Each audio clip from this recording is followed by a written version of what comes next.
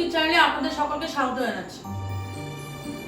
প্রত্যেক সপ্তাহে আমি অন্যান্য বিভিন্ন বিষয় নিয়ে আলোচনা করি।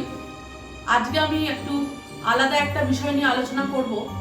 সেটা হচ্ছে যে আপনাদের কলকাতায় হাড় হিমহিম করা ভয়ঙ্কর একটা অনুভূতি, যে অনুভূতি পেলে একটা ভৌতিক অনুভূতি সঞ্চার হয়, গা ছমছম করার একটা রহস্যময় অনুভূতি।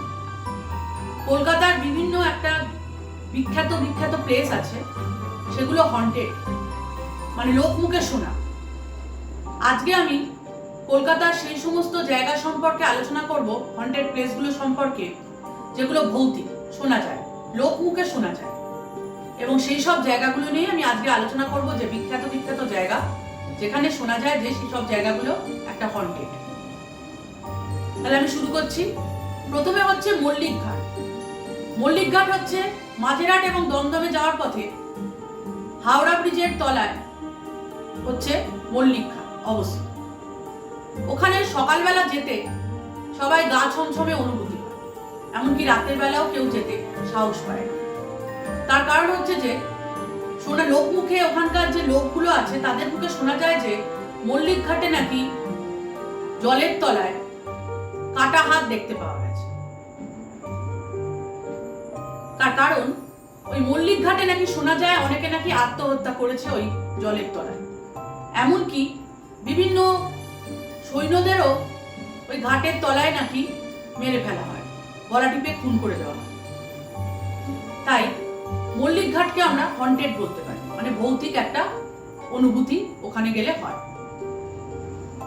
এই মল্লিক ঘাটে নাকি শোনা গেছে, অনেকে লোকমুখে বলেছে যে অনেকে নাকি সাদা কাপড় পরে কোনো মহিলাকে হাত নাড়তে দেখেছে।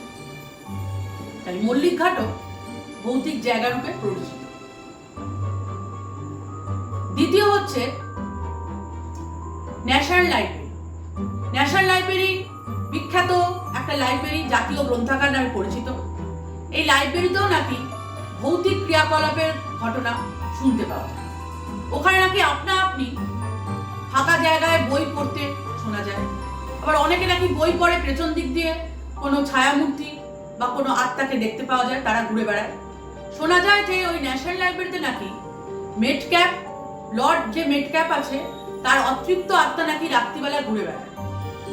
তাই ওখানে নাকি বিভিন্ন রকম শব্দ শোনা যায়, এমনকি ছায়ামূর্তিও নাকি দেখতে পাওয়া যায়। ন্যাশনাল লাইব্রেরিকেও আমরা ভৌতিক জায়গা নামে বলতে পারি। তৃতীয় হচ্ছে যেটা আমরা বলবো, সেটা হচ্ছে Rabindra Sarobar metro station. Rabindra Sarobar metro station হচ্ছে দক্ষিণ কলকাতার অন্যান্য মেট্রো স্টেশনের মধ্যে বিখ্যাত। এই মেট্রো স্টেশন স্থাপত্যতেও যেমন বিখ্যাত, তেমন এখানে শোনা যায় যে ভৌতিক ক্রিয়াকলাপেও নাকি বিখ্যাত। শোনা যায় নাকি এই রবীন্দ্র সরোবর মেট্রো স্টেশনে নাকি অনেকে আত্মহত্যা করেছে। তাই আত্মহত্যা স্টেশন বলে অনেকে বলেন, এমনকি আত্মহত্যা স্টেশন নামে কুখ্যাত এই রবীন্দ্র সরোবর মেট্রো স্টেশন। অনেকে বলেছেন যারা ওখানে সুইসাইড করেছে তাদের আত্মা নাকি ওখানেই স্টেশনের মধ্যেই ঘোরাফেরা করে।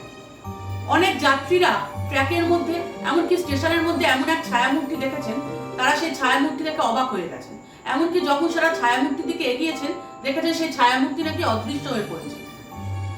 তাই রবীন্দ্র সরোবর অনেকে নাকি ওই ছায়ামূর্তি দেখেছেন। শুধু তাই নয়, তাপমাত্রার হঠাৎ করে গরম আবহাওয়া অনুভূত হচ্ছে, ঠান্ডা আবহাওয়া অনুভূত হচ্ছে, তাপমাত্রা চেঞ্জ হচ্ছে, সেটাও নাকি দেখেছে। তাই রবীন্দ্র সরোবর মেট্রো স্টেশনকে আমরা হন্টেডও বলতে পারি, একটা ভৌতিক জায়গার মধ্যে অন্যতম।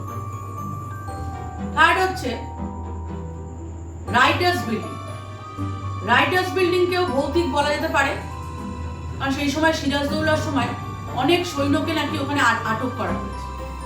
শোনা যায় নাকি সেনসানের আত্মা নাকি ঘুরে বেড়ায় রাত্রিবেলা। ওরা নাকি কালো জুতোর শব্দ, ফিসফিসানি, ছায়ামূর্তি রাতের বেলা নাকি গার্ডরা দেখেছে। তো এই রাইটার্স বিল্ডিংকেও ভৌতিক স্থান নামে পরিচিত, ভৌতিক জায়গার মধ্যে অন্যতম।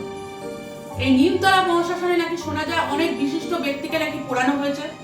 অনেকে নাকি এই রাতের বেলা নিমতলা মহাশ্মশানে নগ্ন আত্মাকেও দেখেছে। শুধু তাই নয়, অনেক সময় দেখা গেছে চুল্লিতে মৃতদেহকে পোড়াবার সময় চুল্লিটা নাকি অদৃশ্য হয়ে পড়েছে, এমনকি মৃতদেহকে পোড়াবার সময় আগুন নিভে গেছে। শুধু তাই নয়, এই নিমতলা মহাশ্মশানেও নাকি তান্ত্রিকরা তন্ত্রবিদ্যা করে, মানে তন্ত্রবিদ্যা তো অন্যতম। তাই নিমতলা মহাশ্মশানে রাতের বেলা একটা ভৌতিক স্থান বলা হয়, এই জন্য অনেকে কেউ একা যেতে সাহস পায় না। এই নিমতলা মহাশ্মশানকেও ভৌতিক স্থান বলা যেতে পারে। এরপর যেটা বলবো সেটা হচ্ছে হেস্টিংস হাউস। হেস্টিংস হাউস হচ্ছে যেখানে লর্ড হেস্টিংস বসবাস স্থান। এখন এটা কলকাতা বিশ্ববিদ্যালয়ের আন্ডারে লেডিস হোস্টেল বলা হয়। ওখানে নাকি মহিলারা যারা থাকতেন তারা নাকি রাত্রিবেলা সাদা ঘোড়ার টকবক টকবক শব্দ, রাতের বেলা নাকি কে নাকি ঘোড়া চালিয়ে যাচ্ছে, রোজ রাতে নাকি এই ঘোড়ার শব্দ নাকি শোনা যেত, মানে ওখানকার যারা বাসিন্দা তারা নাকি বলেছে।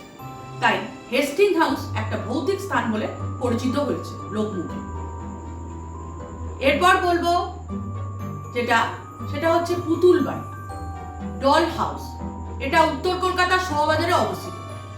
এই পুতুল হাউস হচ্ছে অতৃপ্ত আত্মার আতরঘর নামে পরিচিত। এই পুতুল বাড়িতে নাকি ইংরেজরাও নাকি উপনিবেশ করেছিলেন অনেকদিন আগে। সেখানে নাকি অনেক নারীদের ওপর অত্যাচার করা হয় এবং তাদের মেরে ফেলা হয়, এবং শোনা যায়, লোকমুখে শোনা যায় যে এই নারীরাই নাকি এই পুতুলের মধ্যে প্রবেশ করে এবং পুতুলদের চোখ নাকি এদিক ওদিক ঘোরাফেরা করে। অনেকে নাকি এখানে কান্নার শব্দ শুনেছেন, বিকট ফিসফিস শব্দ, যেন কানে এসে কেউ কিছু বলছে, এই সমস্ত নাকি শুনতে পাওয়া যায়, আশেপাশের লোকেরা বলে। তাই ডল হাউসও নাকি একটা ভৌতিক, একটা হন্টেড হাউস নামে পরিচিত। আজকে আমি আমার বক্তব্য এখানেই শেষ করছি। আমি আজকে আলোচনা করলাম কলকাতার বিখ্যাত ভৌতিক স্থান সম্পর্কে। পরবর্তী পর্বে চোখ রাখবেন, আমি অন্যান্য পর্ব নিয়ে আসবো। আমার পর্ব যদি আপনাদের ভালো লাগে লাইক কমেন্ট তো করবেন এবং শেয়ার করবেন। আর যদি আমার এই পর্বে আপনারা নতুন হন, এখন দেখেন এইমাত্র, তাহলে ইমিডিয়েটলি সাবস্ক্রাইব করুন আমার নতুন পর্ব পাওয়ার জন্য প্রত্যেক সপ্তাহে। আমি আমার বক্তব্য এখানেই শেষ করছি। আপনারা সবাই ভালো থাকবেন। নমস্কার।